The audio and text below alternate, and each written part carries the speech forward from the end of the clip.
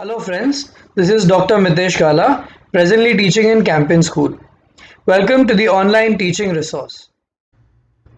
Hi all, today we are working on statistics. Today's time and age, it is called as digital age. And in this digital age, statistics is one of the most important weapon in order to understand the trend of the data. So basically, I'm talking about the digital age and I'm talking about statistics. Statistics is branched into three parts. Basically, it is just organizing the data in a proper format or in a proper tabulation manner, later on applying some statistical tests, and finally getting into the representation of it on the graphs. All right.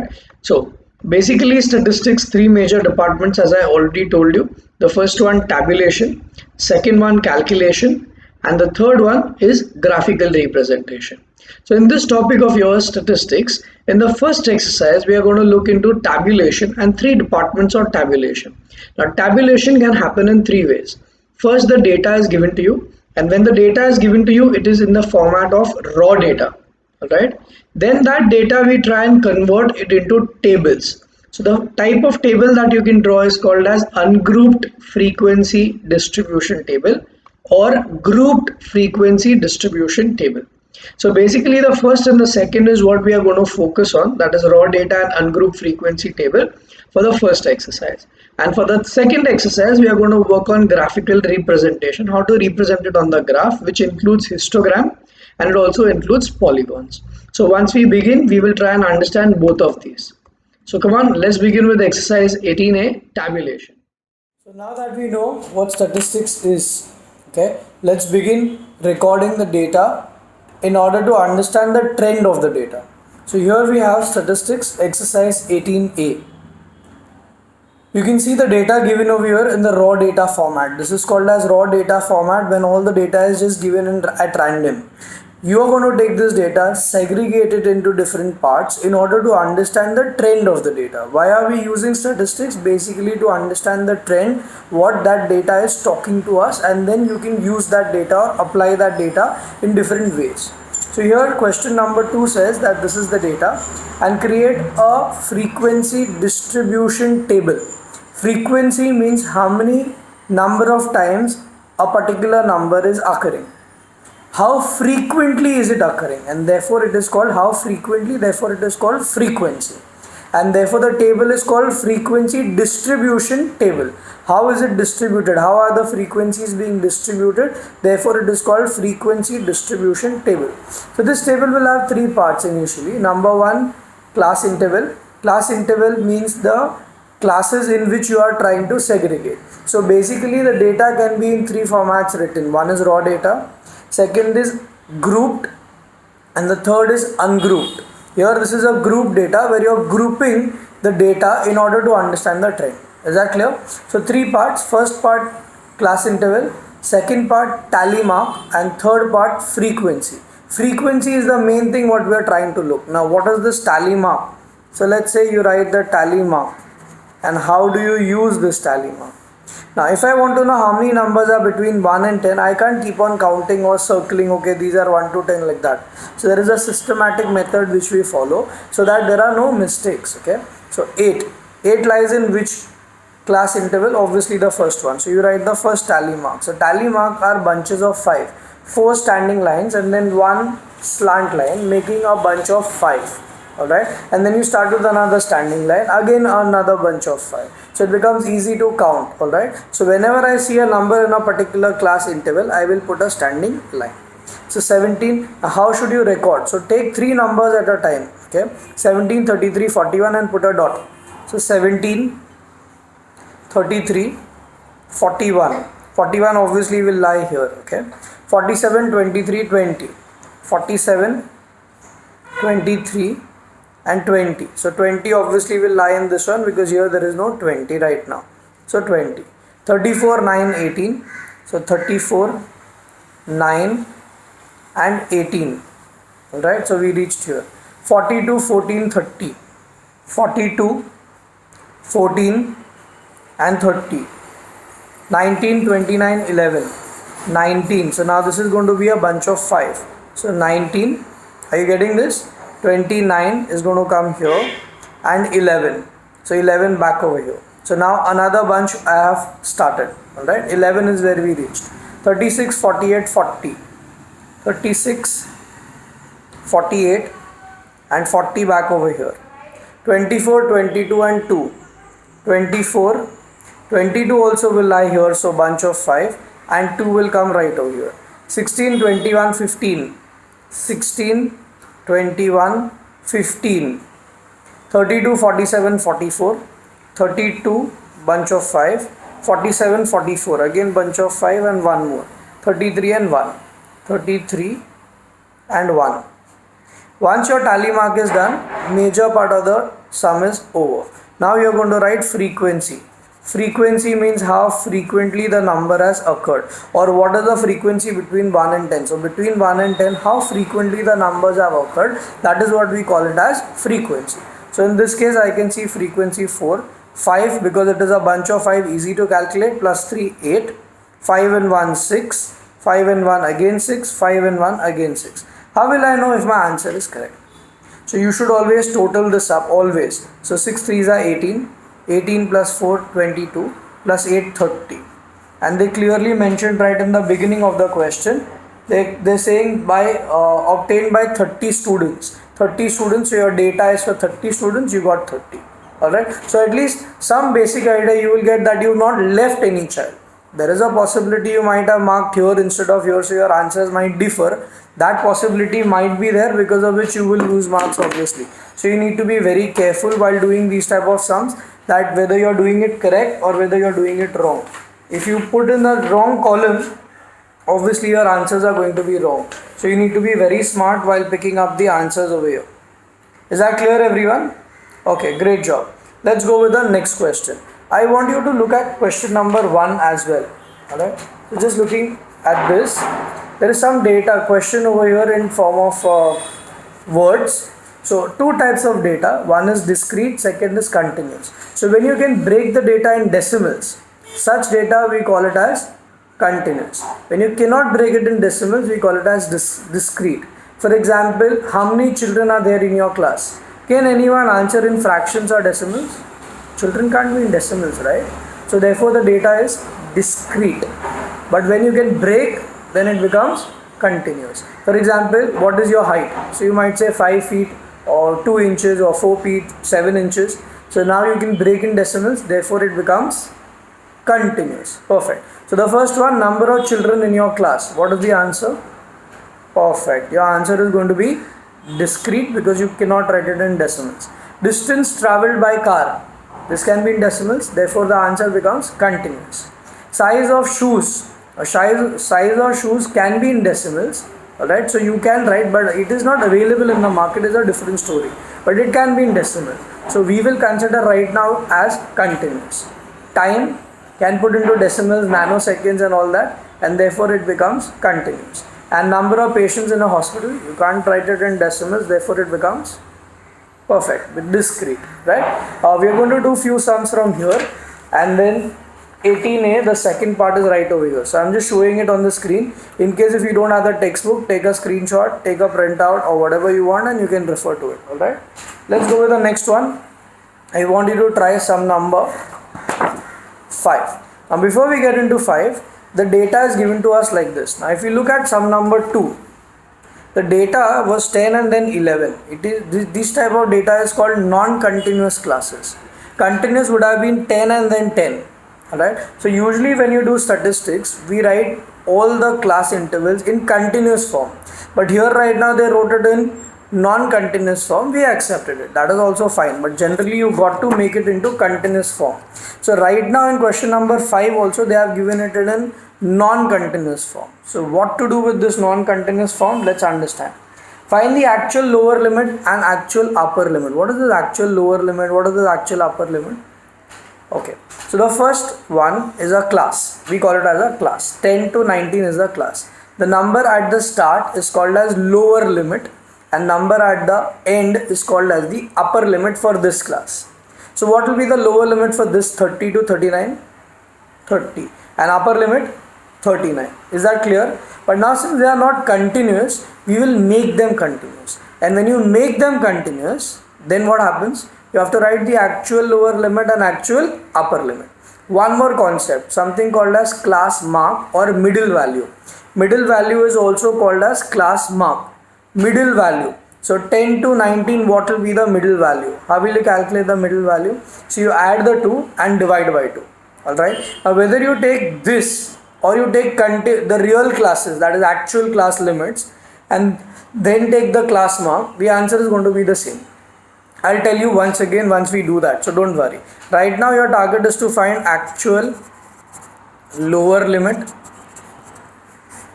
actual upper limit, and class mark or middle value. Now how to calculate all these three we need to understand. So there is something called as adjustment. So what do you mean by adjustment? Adjustment means you take the upper limit and the lower limit of two successive classes and subtract them. So 20 minus 19 and divide by 2. So I get 0.5. Write it as plus or minus 0.5.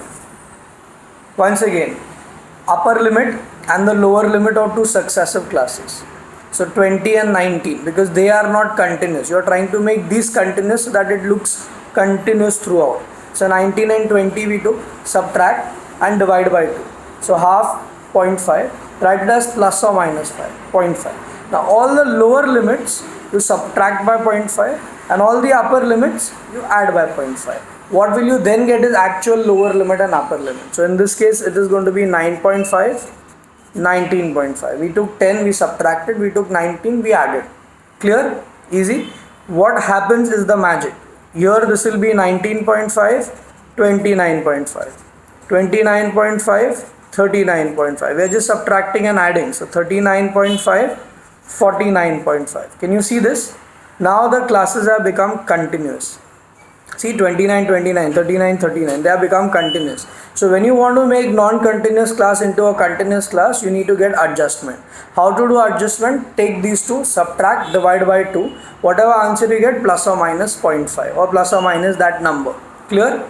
Now, middle value, class mark, you add these two and divide by 2. Or you add these two, divide by 2. Answer is going to be the same in both the cases. Let's try. 10 plus 19, 29. Mental math, I am not writing all these. We are not small kids now.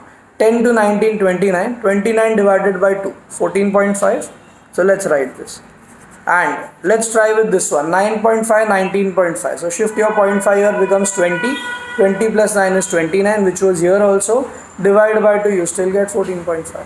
So middle value you can get it anyway. Either divide these two by 2 after adding or these two by 2 after adding. So whichever method, that's fine. But actual lower limit, upper limit, is that clear? So if they ask you what is the lower limit of this class, you will say 20, not 19.5. But if they ask you what is actual lower limit, then you will say 19.5. Clear in the head? Any doubts? Perfect. Let's go ahead. Can you get me the lower limit of this? I mean the middle value of this? 24.5. 34.5 and 44.5. Did anyone manage to get the same answers? How did I calculate it so fast? Because I am a cheater. What did I do? I knew 14 and all these are of the same range. So I knew the next one is 24, 34, 44. Check. If I add these two, so this will be 30 plus 19, 49. 49 ka half is 24.5. Clear? So you got to be little smart also at times, but sometimes smartness can kill if these numbers are not in the same order. Okay, I will tell you when we reach a question of that time. Exactly same sum is sum number 6. I want everyone to pause the video right now and try solving this sum on your own. So actual lower limit, actual upper limit, and class mark. So first the adjustment, you need to show this adjustment possibly so teacher knows how did you get it. So 2.1 minus 2.0 divided by 2. Why is the camera on? Stop. Come on, start on your own. So 0.1 divided by 2. So when I divide, be very careful while dividing this. People write this as 0.5. 0.1 divided by 2, they write it as 0.5. Even you must have written, no? It should be 0.5. So it is going to be plus or minus 0.5. So 0.5 subtracted from this. Be very careful while doing this. So 1.05 and adding over here 2.05. Likewise 2.05, 3.05, 3.05 and 4.05. Adding these two, so I will get 2 plus 1. Why to do this? Let's do this. This is easy. 2 plus 1, 3. 3.1 ka half. How much? 15.5. Kitna aega next? Cheating. 25. Oh, 15.5 I wrote. What should it be? It's wrong, huh? It's wrong. Sorry. 2 plus 1, 3.1. 3.1 ka half. 1.55. See, I wrote wrong decimals here. 1.55 is the mid value. Likewise, 2.55, 3.55. How many got all this correct? Great job. Let's go with the next one. Don't look at this homework and get very happy about it that, oh, the chapter is over or sir is stopping here. No, I am going ahead. I don't have place on the last page, so I wrote it here, which I'll show it to you later. Relax, relax. We just started right now. Hardly 14 minutes on the screen. Come on. 8 part 2. CI and frequency. What does the question say? Construct a cumulative frequency. What do you mean by this cumulative frequency? Cumulative means total. Cumulative, total. Okay. Why do you make cumulative frequency? I will tell you at the end of this sum. First, let's see how to calculate cumulative frequency. It is called as CF. So you take the first one as 12, then say 12 plus 18. Add this with this. So how much does that become? 30. Then 30 plus, come on, go ahead. See, the pattern is like this. So this comes here, 12 plus 18 goes there, and then 30 plus 23 will come here. So plus 23, 53, then 53 plus 15, 68, and 68 plus 10, so 78. How will you check whether your CFs are correct? So you should take a total here, alright. If the total matches with this number, that means you are alright. So let's check. 10, 18, 1 carry, 1, 2, 3, 4, 5, 6, 7, so 78. Yes, it is correct, so no problem. Now, what is the meaning of this cumulative frequency? So, if my question is, let's say these are marks obtained by children and these are number of students, alright. So, how many students got between 1 and 10? If that is my question, how many students scored between 1 and 10? Your answer will be 12.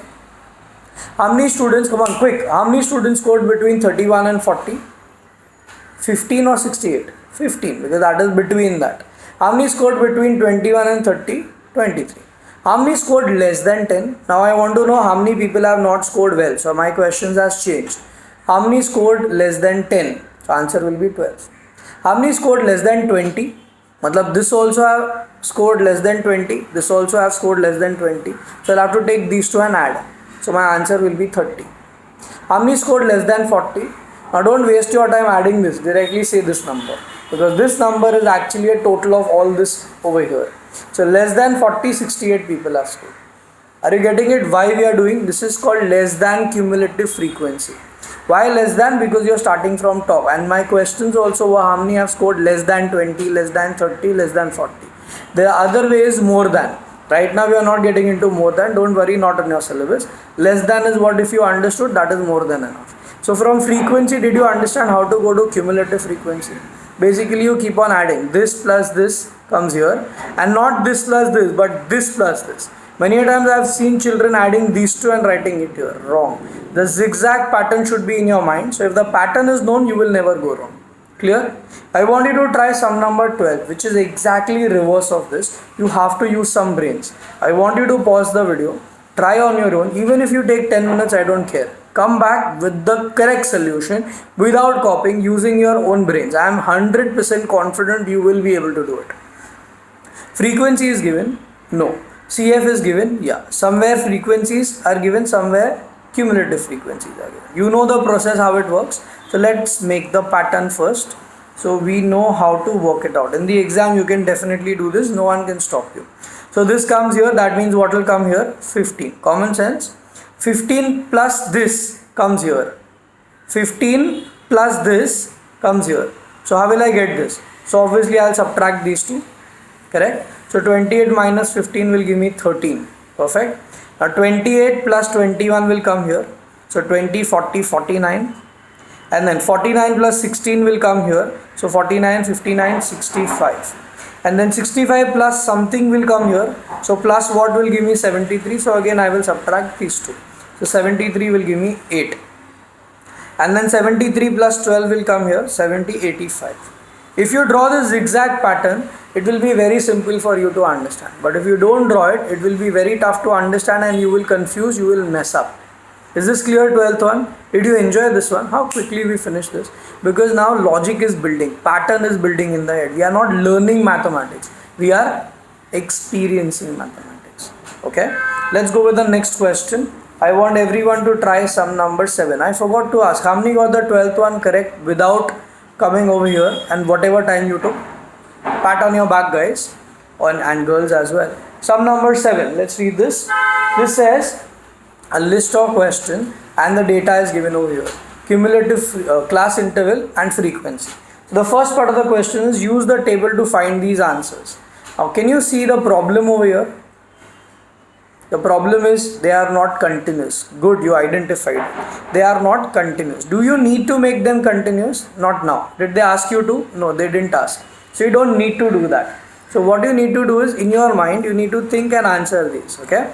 So actual class limit of 4th class. So 1, 2, 3, 4. That's your 4th class.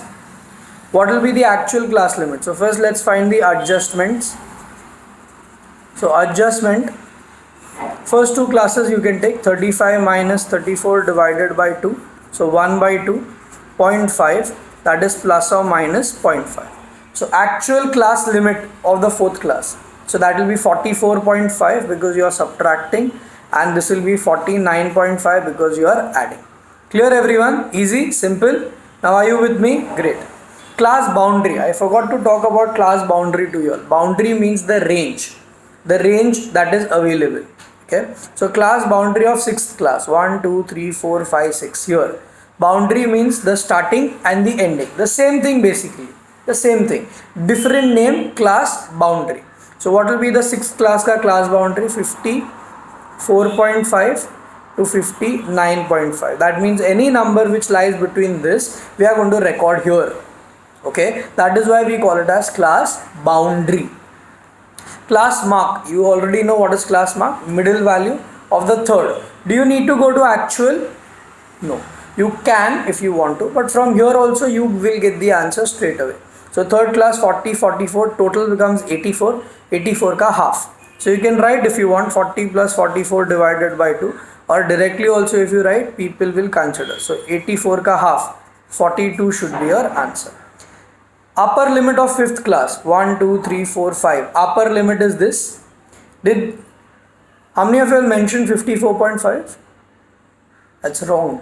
Because did they say actual? They just said upper limit. They never said actual. So upper will be 54 only. If they use the word actual, then you will write 54.5. Lower limit of 5th class, 50. They didn't say actual, so we stick to this one only. And last one, size of the 3rd class, 1, 2, 3. This is your 3rd class. So what is the size of this class? Size means how big is the class. So 40 to 44. So 41, 42, 43, 44. 4. So you should write it as 4. But if you write that, you will get it wrong. Why? Because you have not considered the actual classes. Actual classes will tell you the boundaries. Alright. So what will be the actual class? That will be 39.5. to 44.5. Now count the size. So you can say the size. Count 39.5, don't count that. 40.5, 41, 42, 43, 44.5. So what is the class now? 5. So that's your size. Did you understand this? Simple? Great. Let's go with the next one. I want everyone to try 9 part 2. Now they have given you cumulative frequency and they want you to get frequency out of this. This is exactly reverse. See, in the previous one, what did we do? We had frequency, we got cumulative. Now they are giving you cumulative, you get frequency. Ulta jane ko bol raha hai. So now how to go ulta? Pause, try. You should always try on your own, guys. If you do it, you will experience maths, you will enjoy. But if you just copy, wait for my instructions, you will never enjoy, okay? So let's try. So the question says 9 part.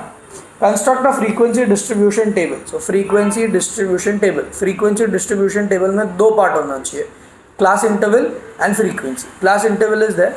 You need to get the frequency. So how will you get frequency? So I will give you a simple pattern or a technique. Subtract these two.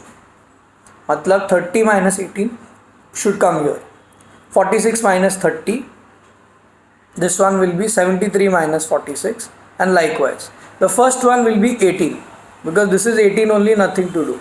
The next one onwards start subtracting and keep coming down. Clear? So 30 minus 18 will give you 12. 46 minus 30 will give you 16. 73 minus 46, I don't know how much. 50 plus 23, 27. Is it correct? Let's count. 13, 4, 5, 6 and 1, 7. Correct. 73, 90. कितना हो जाएगा? 27 again. 2 times 27. Let me check. 7 plus 3, 10. 7, 8, 9, 10. Perfect. If you want to know if your answer is correct or no, add all this. It should sum up to 90. Let's see. 8 plus 2, 10. 10, 16, 23, 30. 3, 4, 5, 6, 7, 8, 9, 10. 10. I got 100. Here this is 90. Some mistake we've done for sure. So 18. This was 12. This is wrong, I think. 20, 30. No, correct. Then 30 minus 46 is 16. Correct. 4, 50, 60, 70, 23, 27. Correct. This is going to be 73, 80. 80 plus 20. This is going to be 17. See, we messed up. Now it becomes 90. So it is always advisable to check your answer. I am not deleting this so you come to know what mistakes I have done, so you also don't do the same mistakes. So how many got this correct? So the pattern is known now. So if you want to go from frequency to cumulative frequency, that's the pattern. If you want to come from cumulative frequency to frequency, that's the pattern. If you use this pattern technique, you will never go wrong in life. Next question, sum number 11. Again, can you identify what is this? Is this frequency or is this cumulative frequency? So if you look at the trend, frequency can go up or can come down, but cumulative frequency will always go up. It will never come down. See, and tell me what is this now? This is cumulative frequency. The question says construct a cumulative frequency table. No, construct a frequency table from cumulative frequency table. So you need first class interval and then you need is frequency. So पहले class interval 0 to 4, 4 to 7, 7 to 10, 10 to 13 and 13 to 16. Was this simple? We just took these numbers 4 to 7, 7 to 10, 10 to 13 and so on. Frequency, use this pattern which we just developed. Come on, pause the video, get these answers and attempt these two answers also and only then come back. So the first one is 0. 0 minus 85 will be 85. 85 minus 40, so should be 55 I guess, is it? Yeah, let's add and check. 10, 13, 14, correct. Now these two. So if I subtract, I should get 103 and here I will get 57.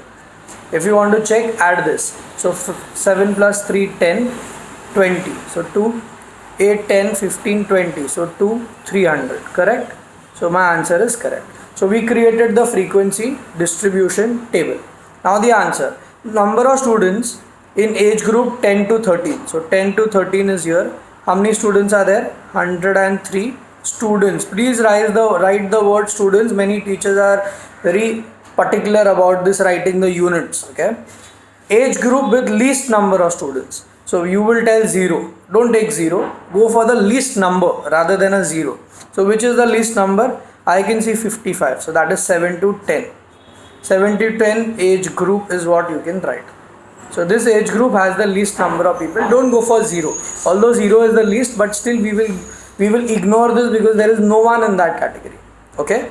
Are we clear with this? Yeah. Did I help you to understand the entire topic? Exercise A at least. Yeah. Next time we meet, we are going to hit exercise B. Homework time, guys. So for your homework, you're going to do 18A 3, 4, 8 part 1, 9 part 1, 10 and 13. This is what I want you to do for homework.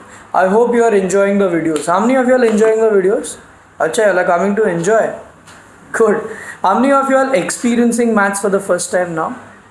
Write it in the comment section so I will know what is your reaction about the videos. And the next video, whatever comment I get, I'm going to give a shout out to those people that these people gave me a comment and that helped me. So please write in the comment section your experiences and I can shout out your name. Bye guys, take care. Until the next video, please stay safe and pray for everyone. I hope you enjoyed the video. Please do write your math experience in the comment section. Thank you.